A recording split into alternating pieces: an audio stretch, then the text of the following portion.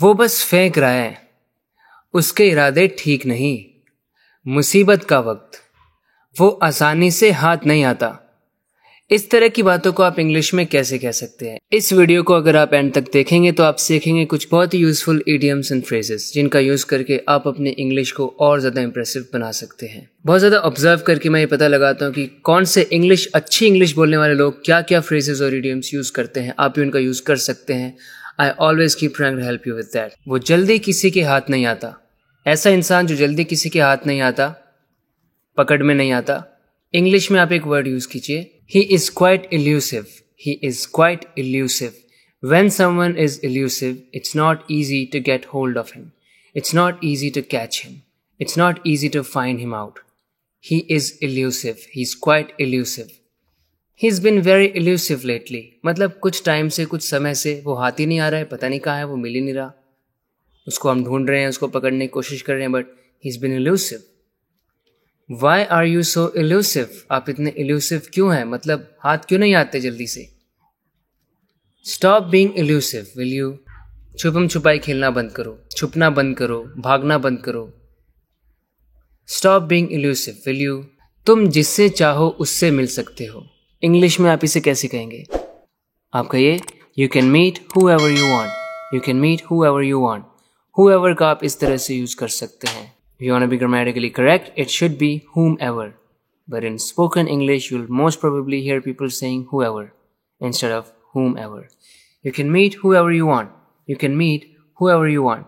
जिससे चाहो उससे मिल सकते हो. Let's see some more example sentences with which you can understand how to use whoever in sentences.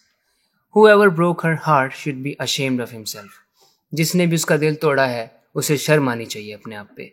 Whoever broke her heart should be ashamed of himself. I'll go with whoever I please. जिसके साथ जाने का मन करेगा मैं तो उसी के साथ जाऊंगा. I'll go with whoever I please. जैसे अगर यहाँ पे कोई पर्सन होता है तो हम क्या बोलते? I will go with Ram. I'll go with Rahul. उसकी जगह हम क्या बोल रहे हैं? Whoever I please. जो मुझे अच्छा लगेगा, जिसके साथ मैं जाना चाहूँगा उसके साथ जाऊँगा. I'll go with whoever I please. मैं उसमें शामिल नहीं होऊंगा. कभी कभी क्या होता है कि कोई एक्टिविटी लोग करने वाले हैं, जैसे डांस करने वाले हैं या गाने वाले हैं या कोई गेम खेलने वाले हैं, तो हम बोलते हैं ना मैं नहीं आऊँगा, मैं बस यहीं बैठूंगा, मैं यहीं पे सही हूँ. इंग्लिश में आप एक फ्रेजल वर्ब यूज कीजिए, I'll sit that one out. Now it might sound strange to you if you're hearing it for the first time. I'll sit that one out. जब आप ये सेंटेंस बोलते हैं ना I'll sit that one out, मतलब ये activity आप ही करो, जैसे नाचना, गाना, गेम खेलना, कुछ भी करना आप ही करो, मैं बस बैठूंगा, मैं नहीं आ रहा इसमें, मैं शामिल नहीं हो रहा. I'll sit that one out.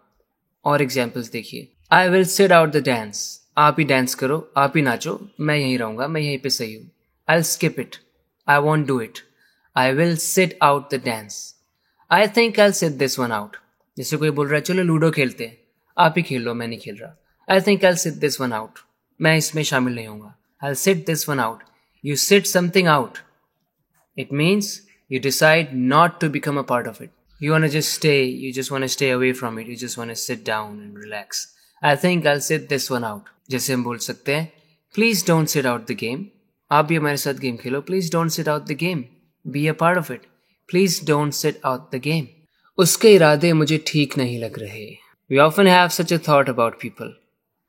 ऐसी सिचुएशन में हम इंग्लिश में कह सकते हैं I think he's up to no good. He is up to no good. When you say someone is up to no good, it means his intentions are not good. He intends to do something that's not nice. I think he's up to no good. He looked as if he was up to no good. उसे देखकर लग रहा था कि उसके इरादे ठीक नहीं है, उसके मन में जरूर कोई खिचड़ी पक रही थी. He looked as if he was up to no good. She looks like she's up to no good. उसे देख के तो लग रहा है कि कुछ तो गड़बड़ है, उसके इरादे ठीक नहीं लग रहे.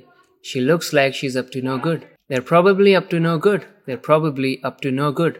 शायद वो उनके इरादे ठीक नहीं लग रहे. They're probably up to no good. ये सबूत उसको अरेस्ट करने के लिए काफ़ी है. इंग्लिश में आप देखिए इसको मैं क्या बोलूँगा. It's enough evidence to feel his collar. Feel his collar. Feel someone's collar is another idiom.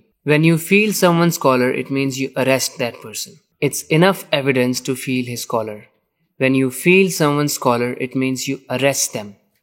When the police feels your collar, it means they arrest you. The police will soon feel your collar. इस sentence का मतलब है कि police जल्द ही आपको arrest कर लेगी. The police will soon feel your collar. I don't want the police to feel his collar. I don't want the police to feel his collar. I don't want the police to feel his collar. It means I don't want the police to arrest him. Isn't it strange? Feel his collar मतलब arrest him. It's an idiom. Feel his collar मतलब arrest him. मुसीबत के वक्त के लिए कुछ पैसे बचाओ. इंग्लिश में कहेंगे save some money for a rainy day. Save some money for a rainy day. It's another idiom. You should have a plan for a rainy day. A rainy day. It's another idiom.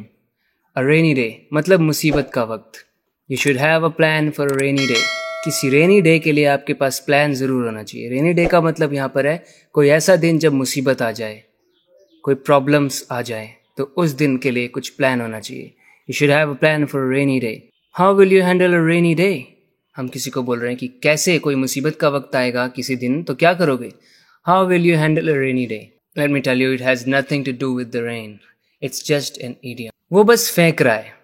कहने का मतलब क्या फेंक रहा है? कागज फेंक रहा है, खाना फेंक रहा है, क्या फेंक रहा है? नहीं, कहने का मतलब है वो बस फेंक रहा है, सच नहीं बोल रहा. वो जो भी बोल रहा है बस दिखावा कर रहा है. मैं ऐसा करूंगा, वैसा करूंगा, या मेरे पास ये है वो है, कुछ नहीं है. दिखावा कर रहा है, फेंक रहा है बस. He is just bluffing. He is just bluffing. Has he been bluffing all along? क्या वो तब से बस फेंक ही रहा है? तब से कुछ भी सच नहीं बोल रहा है वो? Has he been bluffing all along? I think he's just bluffing. मुझे लगता है वो सिर्फ ब्लफ कर रहा है. I think there's no truth in what he's saying. I think he's just bluffing. इसी तरह से अपनी इंग्लिश को इम्प्रूव करते रहने के लिए इस चैनल को सब्सक्राइब ज़रूर करना. बात करते हैं अगले वीडियो लेसन में. Till then take care and bye bye.